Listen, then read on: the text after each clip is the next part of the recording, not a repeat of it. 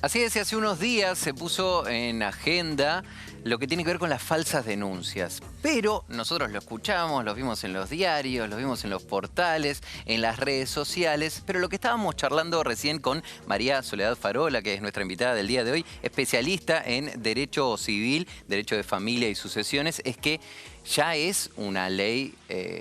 ya es una ley en principio y ya es algo que implica un riesgo de 1 a 3 meses. En realidad, el tema es así. Se empezó a hablar de las falsas denuncias y yo empecé a escuchar no, porque hay que tipificarlo, no, porque una ley. A ver, el Código Penal establece que hay una condena para ese delito tipificado, que es la falsa denuncia en el 245. Lo que pasa es que la condena es tan pequeña, es de 1 mes a 1 año. Todas las condenas que son inferiores a 3 años son escarcelables y la realidad es que en Argentina, si no es una condena patrimonial, la gente es como que no pasa nada. ¿Y qué pasa entonces en la actualidad con esa condena? En la actualidad vos podés hacer una denuncia. El tema, es importante destacar esto. Hay una diferencia entre considerar que vos tenés un derecho, tratar de ejercerlo o hacer una denuncia porque considerás que hay un delito y que después no se consiga el fin que es el delito. Pero también puede pasar que haya una falsa denuncia, es decir, hay un dolo, hay una intención, hay una acción tuya destinada a mentir y a denunciar ese delito. O sea que una cosa Esa es la falsa denuncia. Ok, o sea que una cosa es no se pudo probar durante el proceso y otra cosa es esta persona mintió para perjudicarme. Exacto. Hay dolo, hay intención. Claro. Hago la denuncia a sabiendas... O para sacarme plata. A sabiendas de que está mal. Entonces, esa es la diferencia. Para que haya falsa denuncia tiene que haber una intención. Y hoy en Argentina, como sucede o como se debatió también las personas que fueron hablando en el debate del Senado y diputados, lo que ha ido sucediendo es decir, bueno, yo voy y denuncio y veo.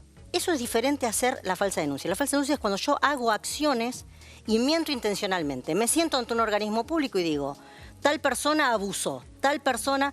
Sucedió mucho en lo que se debatió con el tema de familia. ¿En qué sentido? Cuando hay denuncias de abusos. Por ejemplo, hubo una chica que declaró que denunció y sostuvo durante casi 14 años que su papá había abusado de ella y reconoció que no era así, que había sido instigada. Entonces la probatoria sería que ella reconoció que no había sido así, porque hasta ese momento algo no probado. Tuvo que ser mayor de edad para poder decirlo. En el mientras tanto, es un misterio cómo pudo pasar todas las instancias de pericias, cuerpo técnico y demás. Pero la persona estuvo presa, su papá estuvo presa por ese delito y bueno, ella reconoció cuando fue mayor que no había sido así. Te lo llevo a un caso mediático, lo que pasó con Andrea del Boca, Ana del Boca, exactamente. Bueno, ahí hubo una denuncia. Ella incluso relató, con un relato bastante crudo, lo que le había pasado. Estoy hablando de Ana, lo que le había pasado a ella desde los 8 años. Esto no se probó. Pero al no probarse no implica... No implica que sea una falsa denuncia. Claro, exacto, es lo que estábamos diciendo. Porque puede pasar, vos cuando se comete un delito, puede terminar con una condena que es, sí, esa persona cometió ese delito, puede ser un sobreseimiento, que es no, hay una prueba suficiente que determina que esa persona es inocente, o la falta de mérito, que es decir, no puedo ni condenarlo, porque las pruebas no son suficientes, pero tampoco puedo decir que el delito no existió. Eso es, puede ser, por ejemplo... para que vos lo entiendan, la falsa denuncia es, yo sé que esto no pasó, pero orquesto todo para denunciar a esa persona y decir que es.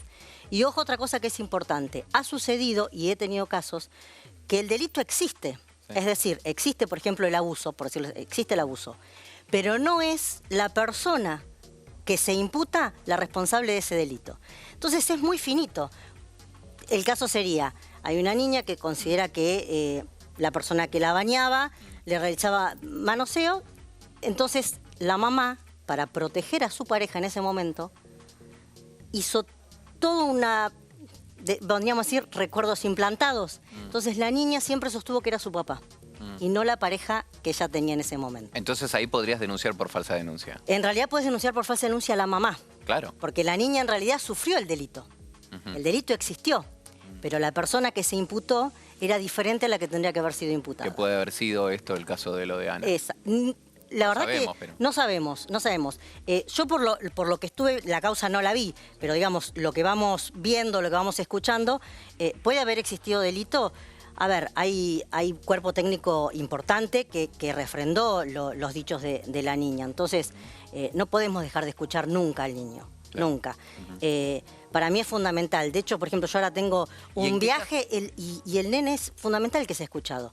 La jueza lo primero que dijo es, bueno, cuerpo técnico, pasamos por el cuerpo, las pericias, todas las pruebas, todos los oficios que haya que mandar, pericia al papá, pericia a la mamá. Última instancia, ¿qué hizo? Antes de dictar sentencia, audiencia de escucha al niño. Es lo que hay que hacer. ¿Y en qué situación una persona está habilitada para denunciar como falsa denuncia? ¿Cuándo hay falta de mérito o cuando lo declaran inocente? No, cuando el delito no existió. Cuando vos podés demostrar que el delito no existió, por ejemplo, hay un caso muy famoso de un abogado que ¿qué hizo? Orquestó con su cliente unos ardid para ocultar patrimonio. Okay. Entonces denunciaron falsamente a la mamá con una cuestión. Entonces surge de una secretaria que muestra esos chats, salen a la luz.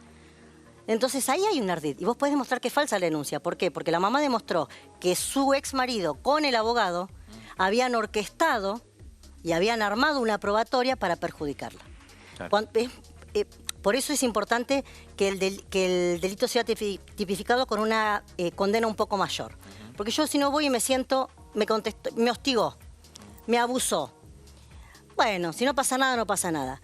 Que sea importante la condena frente a esa denuncia que fue falsa. Ahora, frente a este tipo de adversidades, ¿cuál serían, como lo dice en nuestro graph, cuáles son las claves para cuidar nuestro patrimonio? Por ejemplo, legué de mi abuela, legué de mi viejo, de mi vieja, una casa. Bueno, ¿cómo lo cuido? ¿Cómo logro que eso siga siendo parte de mi patrimonio y nadie lo afecte? Es muy importante tener en cuenta que desde agosto del 2016, cuando se reformó el Código Civil, en Argentina existe la posibilidad de elegir el sistema patrimonial que tenemos cuando nos casamos. Que yo se lo explico a la gente me dice, no, viste que las películas te dicen, ay, convenciones matrimoniales, ay, firmó antes por escritura que cada cosa. Sí, de famosos que vemos que firmó el acuerdo prematrimonial. En Argentina vos podés optar, hay dos regímenes patrimoniales del matrimonio. El de comunidad de bienes, que es el que conocemos todos normalmente, nos casamos y todo lo que compramos a partir de ahora, 50 y 50. Cuando nos separamos... Incluso el trabajo hecho en conjunto. Todo nos casamos es 50 nosotros, y 50. Todo lo que vos ganás, todo lo que yo gano, va a un fondo en común. Comunidad de bienes. Y son todos gananciales al momento de que se termina el matrimonio. Pero el código habilitó lo que se llama separación de bienes.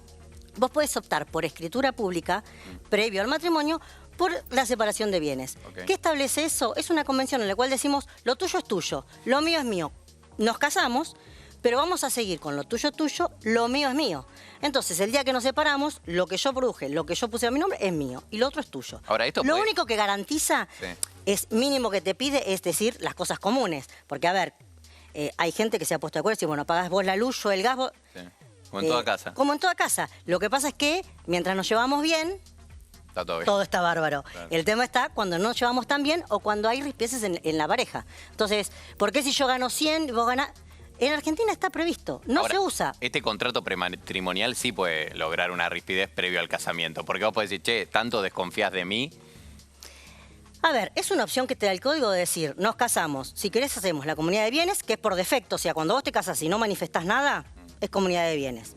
Pero también puede pasar decir, bueno, no, mira, si nos vamos a casar y realmente es un amor que, bueno, cada uno va a mantener lo suyo. Después está en que si yo quiero contribuir en mayor o menor medida a las cosas comunes de la casa. Lo único que sí se protege por ley es la vivienda familiar y más que nada si hay niños. Pero en sí el sistema sería ese. ¿Y qué pasa? Los bienes siguen siendo propios, o sea, son tuyos. Son tuyos. Al momento de fallecer, el sistema de herencia va a ser el mismo que en un bien propio, en un bien ganancial.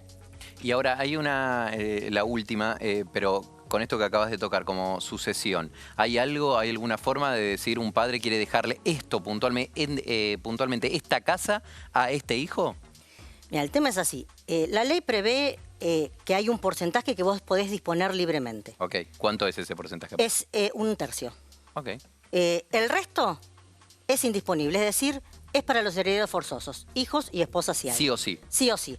Pero con ese 1% vos, por ejemplo, podés mejorar la parte hereditaria de un hijo. Con ese tercio. Con ese tercio. Vos decís, bueno, yo le voy a dejar este tercio, mejoro. La realidad es que suele suceder que cuando un papá realmente se pone en decir, bueno, yo quiero que Nahuel tenga la mejor casa. Bueno, a ver, se habla con los hijos, con los hermanos, y se supone que pueden firmar y pueden aceptar la donación de ese bien a ese hijo en particular. ¿qué haces Hay en otras ese caso? herramientas. Es un contrato que lo Una firman donación. todos, una donación. Y los herederos tienen que estar de acuerdo para que ese bien pase a titularidad de ese único Donación heredero. en vida. Donación en vida. Muy Y bien. tienen que estar de acuerdo. En caso que no esté de acuerdo, ojo, porque la semana pasada tuve un tema así, los otros herederos se pueden oponer y pueden pedir la colación, que es decir, no, mira, vos tenés esta casa, pero esa casa era de todos. Venga, señor, lo agarran de las pestañitas, traiga la propiedad para todos los herederos. Sucesiones, divorcios y familia, todo con la doctora Farola, tu Instagram. Doctora Farola, así simplecito, para que nadie se La pierda. doctora Farola frente a cualquier consulta.